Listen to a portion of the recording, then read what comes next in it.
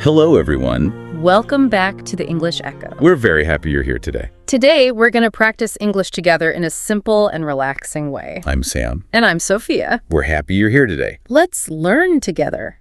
What if I told you that you might be, wasting hundreds of hours memorizing English vocabulary? Well, that sounds really surprising, but it is entirely true. Yeah, we're going to prove today that you really only need exactly 9 specific verbs. Just 9 to speak fluently in almost any situation. I know many learners spend years memorizing long vocabulary lists. They study these complex grammar rules, and they pass difficult written tests. Exactly. But then they step into a coffee shop or a business meeting and they just freeze. Yes, they freeze up. They simply cannot find the right words when it is time to speak out loud. I hear that from learners all the time, honestly.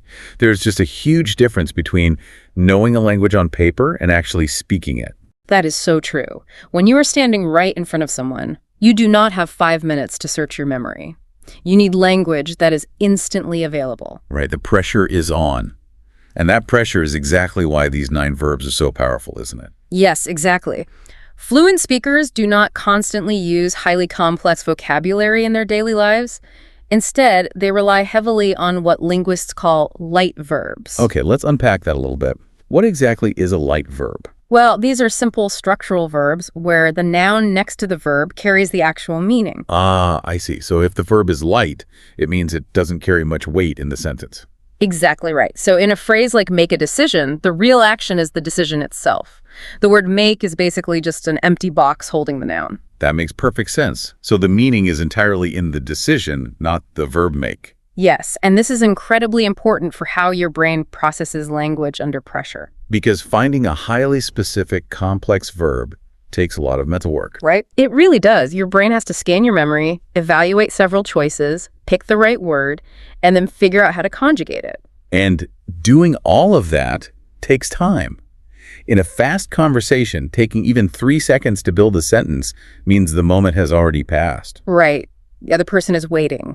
That creates more anxiety. You end up hesitating even more. It's like trying to build a car from scratch while you're already driving on the highway. Oh, I love that analogy. Building a sentence word by word under pressure is exhausting. Yeah, it really is. But a light verb combination works entirely differently, doesn't it? Yes, it functions as a preloaded unit in your brain. You don't have to build anything at all. You just retrieve the entire phrase as one single piece. So the car is already fully built, gassed up, and ready to go. You just turn the key. Exactly. You just turn the key and speak. Well, if these preloaded units are the secret, we should probably look at the verbs themselves. Let's start with make and do. Yes, those two are definitely a common source of frustration for learners. They really are. I think the problem is that in many other languages, there is only one single word for both make and do. That is exactly the issue. When learners try to translate directly from their native language, their brain simply doesn't know which English path to take. Right, so it feels like a guessing game. How do we stop guessing and separate them logically? We have to stop translating and start looking at the underlying purpose. The verb make is used specifically for outcomes. Outcomes. Okay, so when you are creating something new. Exactly. You use make when you are creating, building, or producing something new that did not exist before you started. I see. So if I make dinner, I am taking raw ingredients and producing a brand new meal. Yes, beautifully said. Or if you make a mistake, you are producing an error that wasn't there a minute ago.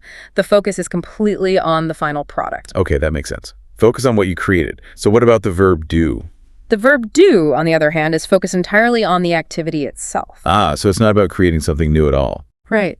You use do for tasks, jobs, or repetitive actions where you are just executing a process. You are simply performing a familiar action. Okay, so applying that rule, I would say do the dishes or do the laundry. Exactly. You are not creating new plates or new clothes. You are just performing the maintenance activity of washing them. Or at work, I do research because that's a process I am executing. That clarifies things quite a bit. It really helps when you look at it through that lens of creating versus performing. Right. But what about asking someone for help? If I need a favor from a friend, am I asking them to make a favor or do a favor? That is a great question. It might feel like a product, but a favor is actually an action. Oh, I see. So I'm asking them to perform an activity. Exactly. You are asking the other person to perform an activity on your behalf. Because it is an activity they execute, the correct phrase is, do me a favor. That underlying logic makes it so much easier to remember. We just have to separate creating from performing. Yes, that is the perfect way to summarize it. So we separated our actions. But we also need to talk about changes in our environment.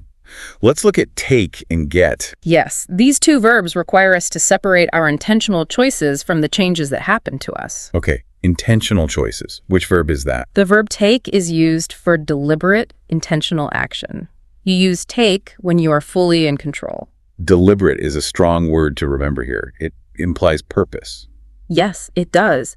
You are choosing to reach out and grab an opportunity, an object, or a moment in time. So if I am exhausted at my desk, I purposefully decide to take a break. I'm the one driving that action. Exactly. Or if someone hands you a contract, you choose to take a look at it. Your intention is the driving force. That makes perfect sense.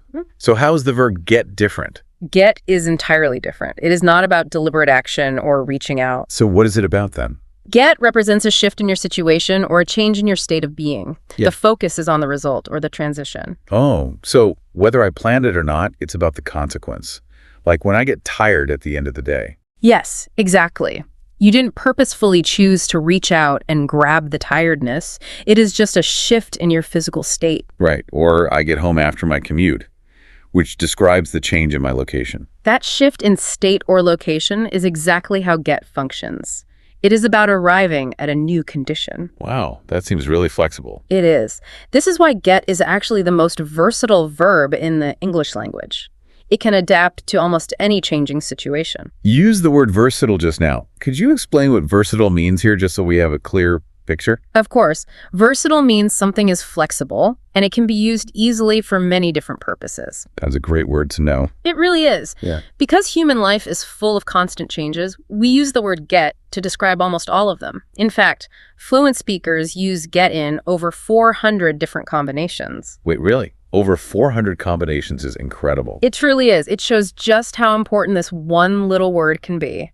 That actually highlights a specific rule I've noticed in business English. People often mix up how to talk about their achievements. Yes, that happens very often. But based on what you just explained about consequences, we shouldn't say we take results, right? That is a very sharp observation. You never take results. Because they aren't something you can just deliberately reach out and grab. Exactly. Results arrive as a consequence of your hard work. They're a change in your situation, therefore you always get results. I love that. So we've covered our actions and the results we get. Let's move to our social lives. What about have and give? These two verbs perfectly balance our internal world and our external interactions. Most learners initially memorize have to talk about owning physical objects, like having a car. Yes, they do. But its real power comes when we use it to talk about experiencing something. So we shift from possessing an object to experiencing a moment. Like I can have a coffee with a colleague. Exactly. You don't own the coffee as a permanent possession. You are experiencing the relaxing moment of drinking it. Or I might have concerns about a project, which is an internal emotional experience. Yes. Those shared moments and internal feelings are the core of how we use have. Okay, so that's the internal experience. What about give? The verb give provides the opposite motion.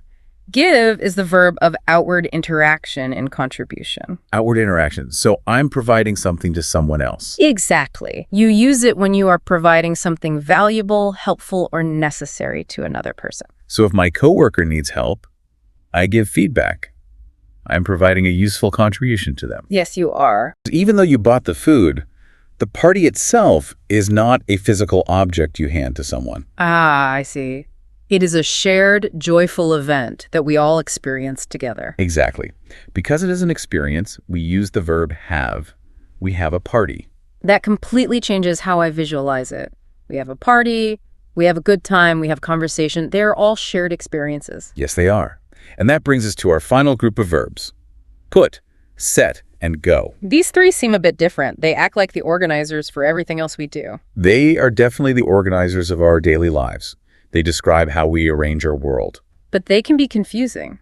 Put and set often feel like they mean the exact same thing to me. Many learners feel that way. They both seem to describe placing an object down. Right. If I come home and drop my keys on the counter, am I putting them there or setting them there? The physical motion might look similar, but the intention behind it is very different. Let's look at put first. Okay, how does put work? The verb put is used for simple physical placement. You take an object and you simply move it somewhere else. So I put my keys on the counter, and the action is finished immediately. Exactly. The action is finished as soon as the keys leave your hand. It is just about location. I see. I can even do it with abstract concepts, right? Like if I put pressure on a team. Yes, you are just taking the stress and placing it onto them. It is simple placement. So what makes set different from that simple placement? The verb set goes beyond simple placement. When you set something, you are establishing specific conditions or rules for the future. Preparing for the future. Okay, I think I understand. Yes. You don't just set your keys down, but you do set an alarm clock so it wakes you up tomorrow. You are establishing a condition. Oh, that is a huge difference. That perfectly explains why we say we set a date for a meeting. Exactly. Or you set expectations with a new client. You are establishing the ground rules before any actual work begins. That is brilliant. Okay, so we have put for placement and set for conditions. What about go? Go is simply the verb of movement, progress, or changing from one state to another. Moving through a process or moving through space. Yes, exactly. It connects everything together. I have a great example for this. If we think about a typical business meeting, we can actually use all three of these verbs. Oh, I like that idea. Let's walk through it. Before the meeting even begins, you set the agenda. You establish the rules. That is a perfect progression. You set the agenda to prepare for the future. What happens next? During the meeting, you go over the details. You mentally move through the topics. Yes, moving through the process. And then, once the meeting is completely finished, you put together a final plan. You physically place the ideas into one document. That timeline shows the power of these verbs so clearly. You established the conditions, you moved through the process, and you placed the ideas together. We just organized an entire business scenario using just 3 simple words. Yes, we did. It is amazing how much heavy lifting those simple words can do. But knowing them is only half the battle, right? That is very true. Simply writing a list of these combinations in a notebook will not make you fluent. So how do we actually get these preloaded units into our daily speech? Your brain needs a reliable system to access them instantly. We use a 3-step method for this. Hear, map, and fire. Hear, map, and fire. That sounds very active. Let's break down that first step here. Yes, active listening is the first step. Notice when a native speaker uses one of these 9 verbs. And I assume we should pay close attention to how they use it in context. Exactly. But the most critical part of the hear step is what you do next. You must write down the exact English phrase without translating it. Never translate it. Why is translating it so dangerous? A lot of learners rely on translation to feel safe. Translation is dangerous because it completely destroys the preloaded unit we talked about earlier. Well, because if I write down the translation, my brain stores the concept in my native language. Exactly right. And the next time you need to speak, your brain will have to build the English sentence from scratch again. I see. You have to keep the English words glued together as one solid piece. Yes, exactly. Once you have the exact English phrase written down, you move to the map step. Mapping. How do we map a phrase in our minds? Mapping is about connecting the English phrase to a real emotion or a specific situation in your life, not a dictionary definition. Okay, let's use an example. What about the phrase, "I'll get back to you"? That is a great example. You map that phrase directly to the uncomfortable feeling of being asked a difficult question and needing more time. Ah, I see. I'm linking the phrase to the physical feeling of pressure. Yes. So the next time your boss puts you on the spot, your brain recognizes that specific feeling of panic. And it immediately triggers the mapped phrase, "I'll get back to you." That buys me time without having to think. Exactly. The map bypasses the thinking process completely. The emotion triggers the language automatically. That is so smart. Okay, so what is the final step? Fire. Firing means you must physically say the phrase out loud before you ever need it in the real world. I have to be honest, this is the step where a lot of learners might feel uncomfortable. I completely understand why. Many learners feel silly talking to an empty room. Yeah, standing alone in a bedroom and talking to a wall feels a little ridiculous. Yeah. Can't I just practice silently in my head? It feels strange, but practicing silently in your head does not train your physical body. Speaking a language is a physical activity. That is a very good point. It's about muscle memory, isn't it? Yes, it is. Your mouth, your tongue, and your vocal cords need muscle memory to produce the sounds smoothly. So if I only practice in my head, my mouth will stumble over the words when the pressure is on. Precisely.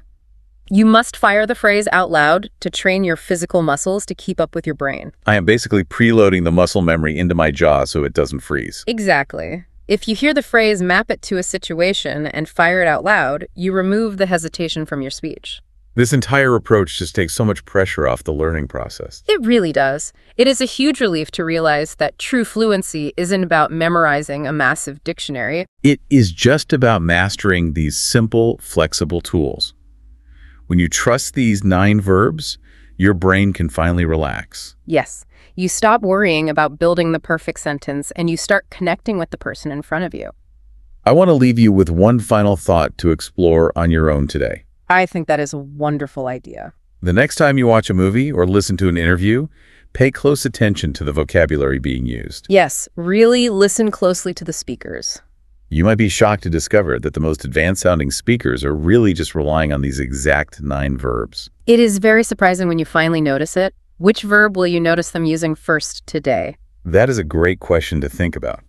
Thank you for spending your time with us. Yes, we hope you enjoyed practicing and exploring these ideas with us today. Remember to be patient with yourself as you learn. Keep listening, keep practicing out loud, and try not to stress about being perfect. We will talk to you again very soon. Have a great day. Goodbye, everyone.